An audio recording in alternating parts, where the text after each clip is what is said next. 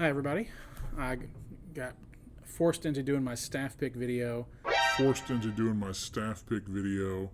Forced into doing my staff pick video.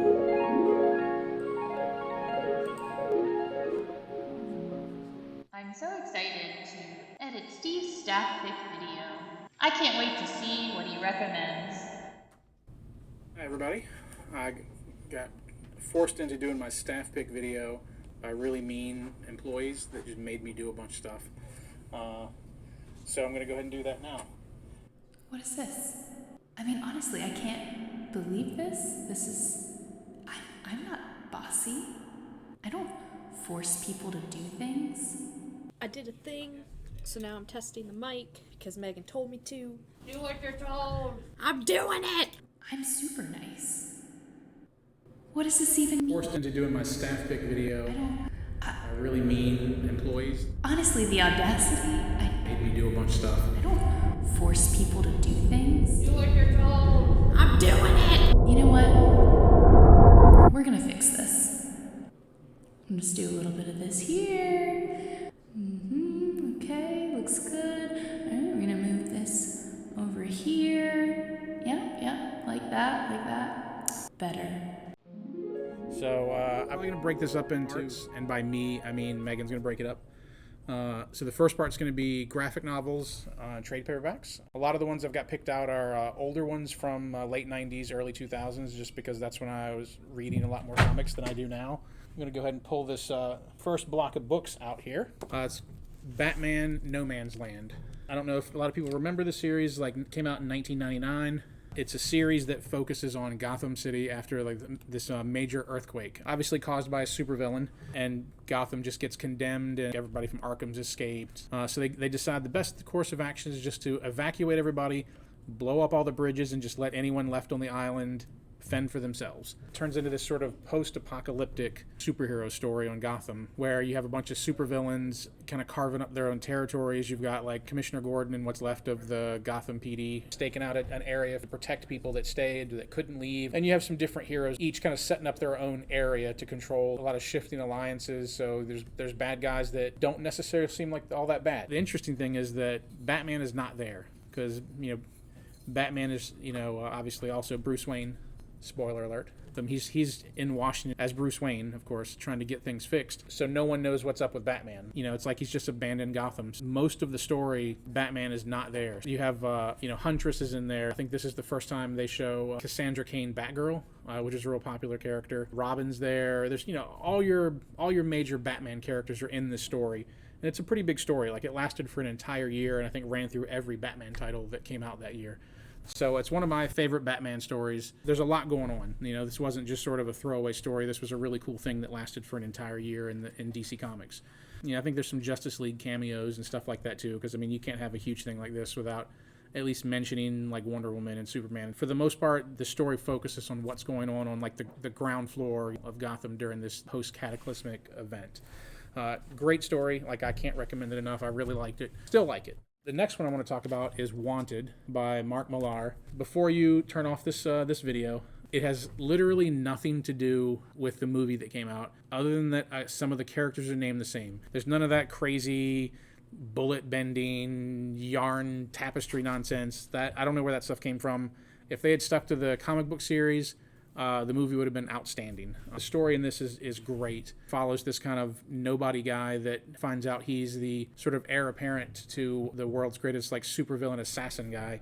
Sometime in the past, the supervillains beat the superheroes, just gone, and no one remembers superheroes, and all the supervillains secretly run the world. The story kind of focuses on sort of the politicking between different groups of supervillains that have divided up the world. Because, if you have a bunch of supervillains and they divide up the world, someone's going to feel like they got the short end of the stick. For those that don't know, Mark Millar is the same guy responsible for Kick-Ass, which I think the movie was pretty close to how the comic was for Kick-Ass. So that style of comic. This one right here is Why the Last Man. In theory, one day it's going to be a TV series. That's what they tell us. It's always in theory coming. It's been going through. It's been in the works for years. Hopefully it actually makes it to the screen because I think it would be a great story. It's written by Brian K. Vaughan, which is one of my favorite comic writers. I have not read anything that Brian K. Vaughan did that I didn't enjoy. Premise is that some plague, sickness, something ended up killing all the men in the world, except for one who's basically just kind of this, we'll say kind of good for nothing slacker kind of character, that's just trying to get by. And the story kind of follows what's left of this world. And so this civilization that kind of came up that's left over from that, there's some people that want him dead. There's some people that are like, hey, we don't find a way to repopulate the species, we're all going to die. But the story's great. If I remember correctly, it runs through 10 graphic novels. So it's, if it's a story that you end up reading the first one and you like it, you've got a lot of story to go through. Another Mark Millar, Superman Red Sun. Another one that I really enjoyed. It's a DC Elseworlds. I was always a fan of the Elseworlds comic series just because they took the regular DC characters and just put them in these like strange situations that obviously don't fit into the regular DC universe.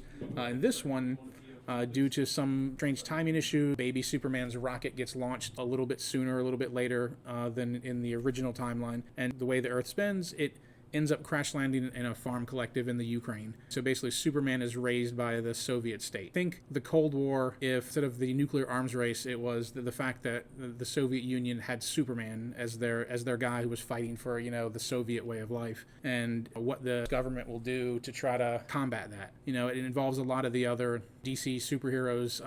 Wonder Woman's in there, sort of revolutionary Batman. Lex Luthor's in there. I believe Bizarro's in there. I think Lex Luthor and Bizarro creates Bizarro as the U.S.'s answer to Superman. Another Elseworlds series, Kingdom Come, written by Mark Waid. Artwork was by Alex Ross. Most of the stuff he does is like fully painted interior art. Generally, what you see on the cover is pretty much what the entire comic looks like. It's sort of the next generation after the current DC universe at the time. All the Justice League characters that all the DC heroes, I don't want to say old and retired, but they're kind of out of the game. There was kind of a falling out. The next generation of heroes, like, they're not really worried about saving people or good. They're more worried about fighting the supervillains. If they happen to knock a bunch of buildings down, a bunch of people get killed, that's the price of battling supervillains. There's a lot of aftermath of what these heroes have been going through after they've been going for a long time. They just don't care as much anymore. They're kind of disgruntled. Things kind of come to a head finally when just, something big happens. A bunch of the old school Justice League are convinced they kind of come back out of retirement if it ends up being, I don't want to say civil war. There's really no bad guys. It's kind of like good guys and good guys fighting for different reasons. I could not talk about Walking Dead. The comic, unfortunately, is not still going, but the story's complete, and they ended it really well. I was really happy with the ending. And I still enjoy the show, but I will say the comic is a lot better. Part of it, I'm sure, is that there really is no budget for drawing, and Robert Kirkman definitely has no problem killing the characters that you love. Everything that I like about the show is what I like about the comic book. It's a long read. They do have these nice compendium issues that are like six of the graphic novels collected together for a discounted price. It is black and white, which kind of threw me off at first when it came out, but just the black and white artwork is so clean, it works. Walking Dead was definitely the first comic I read whenever it came out. I couldn't wait for trades. I had to get individual issues. That's all the graphic novels I've got to show you guys today. There's definitely a bunch of other ones, but I'm going to save those for another video. It's more recent comics. If you guys saw anything you like, let us know. We'll be happy to do curbside pickup, ship it to you if you're local, as long as it's at least $30. Or if you're looking for any other graphic novels or stories, if you're looking for suggestions, we definitely have plenty of employees that have differing tastes. And if you're just like, I like this, what else do you guys suggest? Someone probably has a suggestion. Send the store page a Facebook message. Let me know if you want me to make some more suggestions. I've definitely got more things that I enjoy. Some of them are things that just aren't in stock currently, and I didn't want to be like, hey, check out volume 2 of this great series. So we're waiting on Diamond to reopen so we can get some restocks on some of those graphic novels and stuff. So thank you very much, and we'll see you next time.